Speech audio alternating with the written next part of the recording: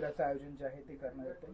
काय सांगाल, एकंदरीत महिला वर्ग मोठ्या संख्येने आपण पाहतो की आरोग्याकडे दुर्लक्ष करतो, कशा प्रकारे याचा लाभ घेतला पाहिजे? आता बघा, उद्या जे आता निमेशदादांनी आमच्यासाठी सर्व महिलांसाठी, वृद्धांसाठी, जे इथले एरिया प्रभाग 11 किंवा बाहेरच्या सगळ्या लोकांसाठी जे महाआरोग्य शिबिराचं आयोजन केलेलं आहे, ते खरं म्हणजे आमचे आदरणीय जे आता आपल्या सोबत नाही आहेत उपमुख्यमंत्री अजितदादा पवार, त्यांना एक भावपूर्ण श्रद्धांजली देत त्यांनी त्यांच्यासाठी हे आयोजन केलेलं आहे. त्यांना श्रद्धांजली ते वाहत आहेत.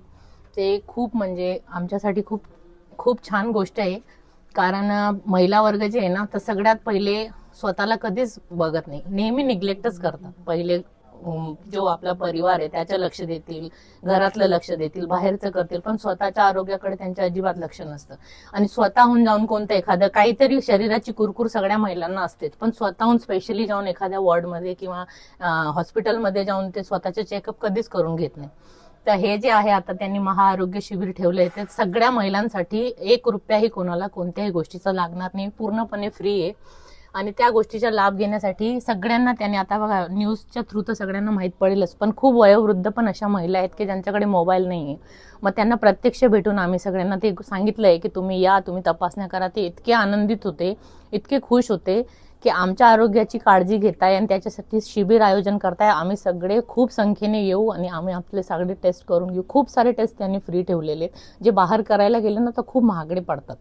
तर कोणीही म्हणजे जोपर्यंत जास्त तब्येत खराब होत नाही तोपर्यंत कोणी जात नाही. तर इथं कसं आहे, सहज आता आमच्यासारख्यांना काही नाही, पण तरी आम्ही स्वतःहून टेस्ट करून घेऊ की बाबा भविष्यात काही त्रास नको म्हणून.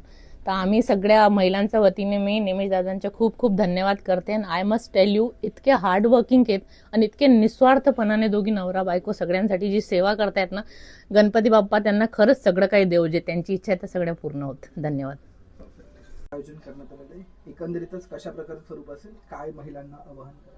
सर्वप्रथम तर मी आपले उपमुख्यमंत्री अजित पवार दादा यांना मी श्रद्धांजली वाहते. काल जो प्रकार घडला, त्यांच्या बाबतीत अपघात जो झाला आहे, तो खरंच दुःखद घटना घडलेली आहे. त्यांनी राजकारणात कधीही जातीयवाद आणला नाही. त्याचप्रमाणे मला वाटतं हे कार्य जे आहे ते निमेश करतोय. कुठल्याही जातीचा धर्माचा विचार न करता सर्वांसाठी आपल्या प्रभागातील जे कोणी आहेत व जे वृद्ध, मुलं, स्त्रिया, माणसं, या सर्वांसाठी त्याने एक छान उपक्रम उद्या राबवलेला आहे, महाआरोग्य शिबिर म्हणून. त्याच्यामध्ये सर्व प्रकारचं निरीक्षण केले जाणार आहेत. म्हणजे हृदयाचं चेकअप असणार आहे, एक्सरे, नेत्र तपासणी किंवा चष्मे वाटप, रक्त तपासणी, पुन्हा ECG, हे सर्व उपक्रम तो मोफत करतोय. तर मी प्रभागातील सर्व महिलांना विनंती करेन, पुरुषांनाही आणि मुलांनाही विनंती करेन की हे सर्व विनामूल्य आहे, कुठल्याही प्रकारची फी आकारली जाणार नाही. हे तो जे करतोय ते कार्य खूपच चांगल्या प्रकारे करतोय. तर तुम्ही सर्वांनी येऊन त्याला आशीर्वाद द्या आणि प्रतिसाद मोठ्या प्रमाणात द्यावा, हीच विनंती करेन.